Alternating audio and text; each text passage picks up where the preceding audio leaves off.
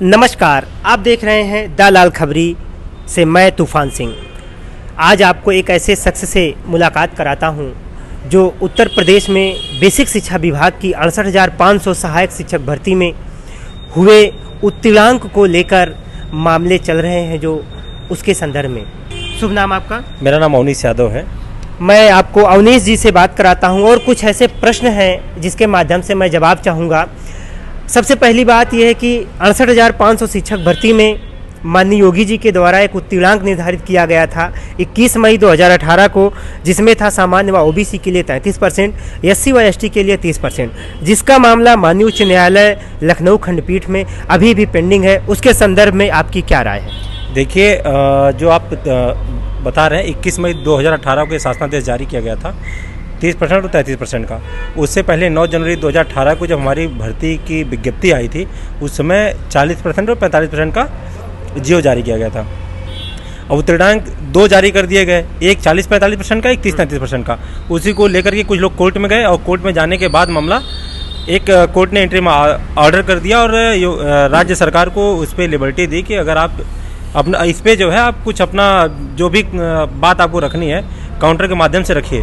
और ये उन्होंने कहा कि आप आगे तब तक भर्ती प्रोसीड नहीं कर सकते हैं। लेकिन राज्य सरकार ने इसका जो है गलत आशय निकालते हुए भर्ती पे 40-45 पे रिजल्ट निकाल दिया और चयन कर दिया। मामला हमारा आज भी कोर्ट में पेंडिंग है। हम सिंगल बेंच से लड़े, अब डबल बेंच में लड़ाई हमारी जारी है। जैसा कि हमारे रिपोर्टर के द्वारा, एक टीम के द्वारा, दलाल खबरी टीम के द्वारा तैयार किया गया कि अभी भी 68,500 शिक्षक भर्ती में लगभग 23,000 सीटें खाली हैं। ये सीटों का क्या मामला है, किस प्रकार से ये सीटें भरी जा सकती हैं, उसकी क्या लेवलिटी है, इसके बारे में आप जरा बताएं। देखिए, जो आप बता रहे हैं लगभग 23,000 सीटों का, जी बिल्कुल 23,000 लगभग सीटें खाली हैं। अभी एक स्पेशल अपील की गई थी कोर्ट में और राज्य सरकार ने दरअसल अभी 6800 सीटों को लेकर के 68,500 की जो सीटें थी उसमें जोड़ने की बात कही। तो हम लोग स्पेशल अपील में गए तो वहाँ पे इन्होंने खुद आंकड़ा दिया कि लगभग 23,000 सीटें अभी 68,500 की वैकेंट है और हम उन सीटों से कोई छेड़छाड़ नहीं कर रहे हैं। अब बात ये आती है, जैसा कि हम रोकेंगे, जैसा कि इसमें अभी आपने जिक्र किया कि 6800 सीटों पर नियुक्ति के लिए, तो मैं अपने चैनल के माध्यम से बताना चाहूँगा कि बेसिक शिक्षा विभाग की 69,000 सहायक शिक्षक भर्ती हुई थी, जिसमें आरक्षण का घोटाला हुआ था। प्रमुखता से इस मांग को लेकर कई अभ्यर्थी आंदोलनरत रहे, सड़क पर रहे, उनकी लड़ाई सदन तक गई, माननीय न्यायालय तक गई। तो राष्ट्रीय पिछड़ा वर्ग आयोग नई दिल्ली ने आदेश जारी किया कि लगभग 19,000 सीटों का घोटाला हुआ है, जिस पर 6800 अभ्यर्थियों की नियुक्ति के लिए उत्तर प्रदेश सरकार ने एक सूची जारी करी। उसी सूची पर यह बात कही गई थी कि इसमें जो 6800 पदों पर नियुक्ति होनी है वो 68,500 शिक्षक भर्ती की बची हुई सीटों में से नियुक्ति की जानी है। उसका प्रकरण लेकर माननीय न्यायालय में चल रहा था, जिस पर अवनीश जी ने लड़ाई लड़ी और सचिव बेसिक शिक्षा परिषद ने एफिडेविट लगाकर यह बताया कि 6800 पदों पर जो नियुक्ति 69,000 के सापेक्ष की जा रही है, उनमें से 68,500 शिक्षक भर्ती के बचे हुए पद नहीं दिए जा रहे हैं। अब आपको हम आगे इन्हीं से चर्चा करते हैं। इस क्रम में चर्चा को बढ़ाते हुए अवनीश जी ये बताइए कि 30-33 का जो प्रकरण है माननीय उच्च न्यायालय में डबल बेंच में लंबित है, उस पर क्या संभावनाएं हैं, उस पर क्या हो सकता है? जो अभ्यर्थी आपसे जुड़े हुए हैं, जो अभ्यर्थी लगातार संघर्षरत रहे 3 सालों से, उनसे क्या उम्मीदें हैं? इस पर आप अपनी बात रखें। देखिए, जो 30-33 का मामला है, ये जो जियो जारी किया गया था, राज्य सरकार के द्वारा जारी किया गया था। जो इस भर्ती में छात्र पार्टिसिपेट किए थे वो कोई एडवोकेट तो है नहीं, जी जी, ना ही कोई जज हैं और ना ही बेसिक शिक्षा में कोई भी ऐसा सिलेबस है जिसमें कानून पढ़ाया जाता हो। अब बीच में के मंजूश्री लेके आए, गोपाल कृष्ण रथ लेके आए और बता दें कि हम कोर्ट कह दें कि खेल के बीच में खेल का नियम नहीं बदला जा सकता। तो ये अभ्यर्थियों से ज़्यादा अगर कोई इसमें जिम्मेदार है तो सरकार जिम्मेदार है। अब अगर इस तरह की चीज़ें ला करके बीच में अभ्यर्थियों के भविष्य के साथ खिलवाड़ किया जाता है, आप अच्छी तरह समझ सकते हैं कि पूरी की पूरी तरह से जिम्मेदारी सरकार की होगी। और ऐसे बहुत सारे केसेज हुए हैं जहाँ पे अगर गवर्नमेंट कुछ इस तरह की हरकतें की हैं तो छात्रों के हित में जो है डिसीजंस आए हैं। हमारी सुनवाई अभी भी कोर्ट में चल रही है और मुझे पूरा विश्वास है जो 30-33 का हमारा मामला है, इसमें हमारे जितने भी अभ्यर्थी पास हो रहे हैं, जितने भी लोग कोर्ट के शरण में हैं, उनके साथ 100% न्याय होना तय है। और रही बात, जैसे हमारी बातें लगातार चलती आई हैं, अन्य पार्टी जो है अन्य सहयोगी दल हैं जो हमारे मामले को उठाते रहे हैं, हम उम्मीद करते हैं कि उत्तर प्रदेश की सरकार भी बदले और सरकार बदलेगी तो हमारे समझ से जो हमारे सहयोगी छात्र हैं उनका हित निश्चित तौर पे जो है होगा। बहुत बड़ी बात कही गई एक 68,500 शिक्षक भर्ती के संघर्षरत अभ्यर्थी के द्वारा कि सत्ता के परिवर्तन होने के बाद हम लोगों की समस्याएं आसान हो जाएंगी। ये जो 30-33 के उत्तीर्णांक पर मैं चर्चा करूं कि 40-45 के उत्तीर्णांक पर यह भर्ती होने का विज्ञापन जारी हुआ था, बीच में उत्तीर्णांक को संशोधित किया गया और परीक्षा की गई। उस परीक्षा के उपरांत माननीय उच्च न्यायालय में केस लंबित हुए और उसमें अंतरिम आदेश आया कि इस आदेश में जो जियो जारी किया गया 9 जनवरी 2018 का, जिसमें उत्तीर्णांक सामान्य व ओबीसी का 45% और एससी व एसटी का 40% था, उसी के आधार पर भर्ती कर दी गई और अभी भी 23,000 सीटें खाली हैं। अगर जो आपका मामला उच्च न्यायालय में चल रहा है वहाँ से आदेश निर्गत होता है तो बची हुई सीटों पर क्या प्रक्रिया हो सकती है और आप कानूनी स्तर पर किस हद तक लड़ाई लड़ रहे हैं, क्या इसमें संभावनाएं हैं, इसके बारे में आप बताएं। देखिए, हमारा जो मामला चल रहा है इसमें लखनऊ हाई कोर्ट के जितने भी सीनियर एडवोकेट्स हैं लगभग सब लोग इसमें जो है शामिल हैं। हमारी तरफ से हमारी लड़ाई में सहभागिता निभा रहे हैं, हम सबको हायर किए हुए हैं और जो है संभावनाओं की बात यह है कि 30-33 पे जितने भी उत्तीर्ण अभ्यर्थी हैं, चाहे हाई कोर्ट हो, अगर हमारी लड़ाई अगर मैं कहता हूँ अगर कहीं से गड़बड़ भी होती है तो मैं इसको लड़ने के लिए सुप्रीम कोर्ट का दरवाज़ा भी खटखटाने के लिए तैयार हूँ। मैं कहीं से भी इसमें पीछे हटने के लिए मजबूर नहीं हूँ और हमारे साथ लोग जो हैं वो पूर्ण रूप से हम पे विश्वास करते हैं।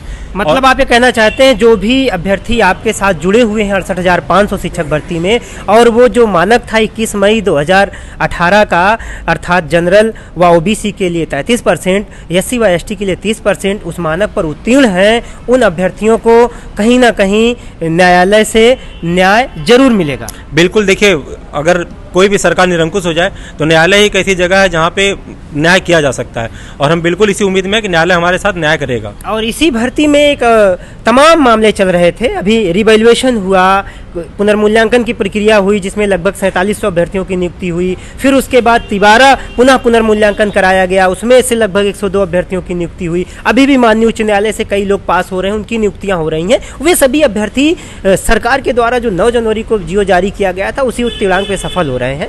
और इसी बीच एक भूचाल ला देने वाला एक आदेश जारी हुआ है राज्य पिछड़ा वर्ग आयोग का, जो 68,500 शिक्षक भर्ती में है।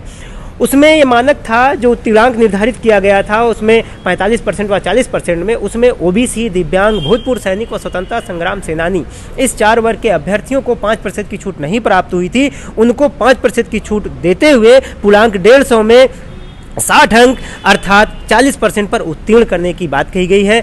और जहां तक हमारी टीम ने, दलाल खबरी की टीम ने पूरा डेटा एनालिसिस करके तैयार किया, आप भी उस दायरे में आते हैं और लगातार आप इस 5% की लड़ाई, जहां संघर्ष जारी होती है, आप अपने न्यूज़ चैनल के माध्यम से वहां पहुंचते हैं। इस पर आपके क्या विचार हैं? जो लोग आपके साथ जुड़े हुए हैं, ये तमाम भ्रांतियाँ फैल रही हैं, उस पर आपकी क्या राय है? देखिए, दरअसल जैसा कि आप जानते हैं कि ये दलाल खबरी चैनल जो है ये हमारा नया चैनल है जिसमें हम उत्तर प्रदेश या देश की जो भी भर्तियां होंगी उन सारी भर्तियों से रिलेटेड खबर चलाएंगे, या सामाजिक खबरें जो भी हैं जो ज़रूरी हैं हम उस पर अपने चैनल पे खबर चलाएंगे। तो इसका मतलब आप ये कहना चाहते हैं दलाल खबरी जो चैनल है, इस चैनल के आप फाउंडर हैं, ऑनर हैं, और इसके संदर्भ में आप हर खबरों को कवर करने के लिए वहां पर पहुंचते हैं। बाकी आपका व्यक्तिगत इन सभी मामलों में, चाहे वो 69,000 का मामला हो, चाहे 12,460 का मामला हो, चाहे 68,500 का हो, या नई आने वाली भर्तियों का मामला हो, इन सभी मामलों को एक कवरेज देने के लिए, जन जन तक बात पहुँचाने के लिए, बेसिक शिक्षा विभाग से जुड़े हुए लोगों तक पहुँचाने के लिए आप जाते हैं। आपका इसमें कोई व्यक्तिगत मामला नहीं है? नहीं, व्यक्तिगत मामला भी है, ऐसा नहीं कि व्यक्तिगत मामला नहीं है, क्योंकि कोई भी भर्ती है, चाहे 12,460 हो, चाहे 68,500 हो, चाहे 69,000 हो, चयन तो मेरा भी सुनिश्चित उसमें होगा। अगर 5% भी होता है तो चयन मेरा भी होगा। लेकिन मैं ये जानता हूँ कि जिस दिन 5% होगा, बिना जियो में संशोधन के 5% भी नहीं हो सकता है, ये फैक्ट है। क्योंकि अगर कोई गवर्नमेंट जियो जारी करती है और गलत तरीके से जियो जारी किया गया, अगर ओबीसी को उसमें 5% रिलैक्सेशन नहीं दिया गया है, अब अगर जब ये करेंगे तो जियो में संशोधन इनको करना इनकी मजबूरी बनेगी। ये चाहे जहाँ से लेके हैं, अगर ये अब संशोधन करके 5% का रिलैक्सेशन देते हैं तो 21 मई 2018 का जो संशोधन इनका है वो ऑटोमेटिक वैलिड हो जाएगा। बहुत बड़ी बात कही आपने कि अगर जारी विज्ञापन के जियो को संशोधित किया जाता है तो उसमें जितने भी संशोधन के लिए जियो जारी हुए हैं सभी जियो मान्य होने चाहिए। इस प्रकार 30-33 के जितने भी छात्र हैं, जो 5% के जो आप दायरे में जिनका चयन हो रहा है उनका तो होगा ही हो, जो 30-33 के दायरे में जो भी छात्र हैं उनका भी चयन सुनिश्चित होगा। इसी ये जरिया है 5%, जहां से एक रास्ता खुलेगा, 30-33 के लिए भी एक रास्ता खुलेगा जहां से सबका चयन सुनिश्चित होगा। बहुत बड़ी बात आपने कही कि 5% के दायरे में जो भी अभ्यर्थी आते हैं उनका चयन होता है, उनके लिए बधाई। लेकिन जो इस भर्ती में 30 व 33 गुणांक उत्तीर्णांक पर उत्तीर्ण हो रहे हैं उनके लिए भी भविष्य के दरवाजे खुल जाएंगे, इसलिए क्योंकि जब जियो में संशोधन हो सकता है तो तमाम और आगे की जियो में भी संशोधन होने चाहिए और होंगे भी। और इसी बीच में मैं आपको बता दूं 12,460 शिक्षक भर्ती की भी एक दयनीय स्थिति है, वो भी माननीय न्यायालय में मामला फंसा है और हमारी टीम ने ये भी रिपोर्ट तैयार करी है कि आप भी उसमें एक अभ्यर्थी हैं, उसको भी किस नज़र से आप देखते हैं उसके बारे में? देखिए, अभ्यर्थी उसमें हम हैं, हमारा चयन भी उसमें है और अभ्यर्थी होने के नाते मैं हर संभव प्रयास करता हूं कि उस भर्ती को भी जल्दी से जल्दी सरकार पूर्ण करे। और उसके साथ साथ जो हमारा इस समय हम अपना एक चैनल चालू किए हैं, इस चैनल को भी हमें आगे बढ़ाना है और हम इस चैनल को हम आगे बढ़ाने का एक हमारा जो उद्देश्य है कि जो हमारे भर्तियों के सामाजिक जो मुद्दे थे और सामाजिक मुद्दे जो थे जो नहीं उठाए जा रहे हैं, चूँकि मीडिया इस समय सरकार से या जिस तरह से इन्फ्लुएंस हो, या हमारा कहना उचित नहीं है, लेकिन जो ऐसे मुद्दे होते हैं जहाँ पे सरकार का फंसना होता है। आपने मीडिया की बात करी तो मीडिया से हम भी हैं, तो आप हमारे पर आरोप लगा रहे हैं? नहीं, दलाल खबरी चैनल पर आरोप लगा रहे हैं। इसको अन्यथा ना लीजिए। देखिए, आपको बता दूं, मैं रोकना चाहूंगा, आपको रोकना चाहूंगा। मैं आपको बता दूं, दलाल खबरी एक ऐसा चैनल है जो उत्तर प्रदेश में बेसिक शिक्षा विभाग की कोई भी भर्ती रही हो या भर्तियों से जुड़े हुए मामले रहे उसको प्रमुखता से उठाया है और आगे भी उठाता रहेगा। निडर और निष्पक्ष पत्रकारिता के रूप में दलाल खबरी चैनल जाना जाता है, आगे भी जाना जाता रहेगा। इस पर कोई आरोप नहीं लगा सकता? बिल्कुल नहीं आरोप लगा सकता। इस चैनल को बनाने का मात्र यही एक लोकस ही था कि यहाँ उत्तर प्रदेश में जो भी भर्तियां चल रही हैं, जैसे आप देखे होंगे अभी टेट की मांग के लिए लड़के बार बार जो है धरना प्रदर्शन कर रहे थे, नई भर्ती की मांग के लिए कर रहे थे, लेकिन मुद्दा कितना दबाया गया, कहीं उठा ही नहीं। इसी ऐसा प्लेटफॉर्म हम तैयार कर रहे हैं जहां से सारे मुद्दे उठाए जा सकें। सरकार चाहे जितना दमनकारी नीति लेके आए, लेकिन ये चैनल नहीं रुकेगा। हमारा उद्देश्य है कि जो उत्तर प्रदेश के युवाओं की जो भी आवाज़ होगी हम इस चैनल के माध्यम से उठाएंगे, चाहे हक किसी भी भर्ती की हो। हम अपनी बात को समाप्त करने से पहले एक अंतिम प्रश्न आपसे लेना चाहेंगे। वह एक ऐसा प्रश्न है जो 68,500 शिक्षक भर्ती में 30 व 33 के उत्तीर्णांक से जुड़े हुए छात्र आपसे जो उम्मीदें पाले हैं, उस उम्मीदों पर आप उनके लिए कुछ शब्द या बात कहें। कहाँ तक उनको सफलता मिलने की गुंजाइश है, क्या मामला? देखिए, 15 तारीख को हमारा केस लगा हुआ था। हम लोगों के पास कुछ ऐसे आर्डर्स, हम लोग जो हमारी टीम है, पूरी टीम हमारी लीगल टीम है, हम लोग इस पर पूरी तरह से मेहनत किए हुए हैं और हमारे पास ऐसे ऐसे आर्डर हम लोग निकाल लिए हैं जो अभी जल्द में सुप्रीम कोर्ट से जारी किए गए हैं। हम आर्डर निकाले हैं, अगर हम उस पर बहस कराएंगे, जो अगर निष्पक्ष बहस हो गई, कोई गलत तरीके से कुछ उसमें हस्तक्षेप नहीं हुआ, तो तय है कि हमारे जो लोग हैं उनकी जीत सुनिश्चित है। बाकी भविष्य कोई नहीं जानता है। और मेरे जो 30-33 के साथी हैं या 68,500 शिक्षक भर्ती की जो भी साथी हैं, उनके लिए इतना ही कहना चाहता हूं मैं कि आपका भविष्य जो है आने वाले दिनों में बहुत ही उज्जवल है। बस मैं आपसे एक निवेदन करूंगा, आज एक अभ्यर्थी होने के नाते, क्योंकि 5 साल से मैं सफ़र कर रहा हूं, 5 साल से आप भी घुट रहे होंगे, तो इस सरकार को उखाड़ के फेंकिएगा और ये सरकार जब तक रहेगी दमन इसी तरह से होता रहेगा। ये जो है उत्तर प्रदेश की भाजपा सरकार हमेशा दमन की नीति अपनाई है। आप किस वजह से प्रताड़ित हैं आप अच्छी तरह से जान रहे हैं। आप अगर चाहते हैं कि इस तरह की चीज़ें फिर आपके साथ ना घटित हों तो आप इनको उखाड़ के फेंके। बाकी आपके उज्जवल भविष्य की मैं कामना करता हूँ। आपके लिए मैं जिम्मेदार हूँ। मैं आपकी लड़ाई में कहीं से भी कोई भी कमी नहीं छोड़ूंगा।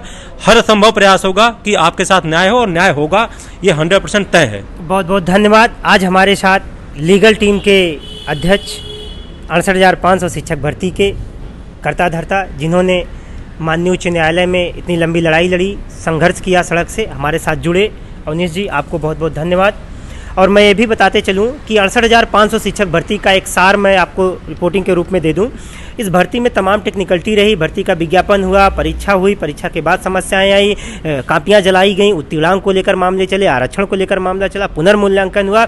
इतनी प्रक्रिया होने के बावजूद अभी भी लगभग 23,000 सीटें खाली पड़ी हैं और उसको भरने के लिए सरकार के कान में जू तक नहीं लगा। अभी कुछ दिन पहले विधानसभा का घेराव किया, सड़क पर आंदोलन किए, लेकिन इनकी मांगें सुनने को कोई अभ्यर्थी तैयार नहीं था। अपने कैमरामैन नवीन के साथ मैं तूफान सिंह, आप देख रहे हैं दलाल खबरी। धन्यवाद।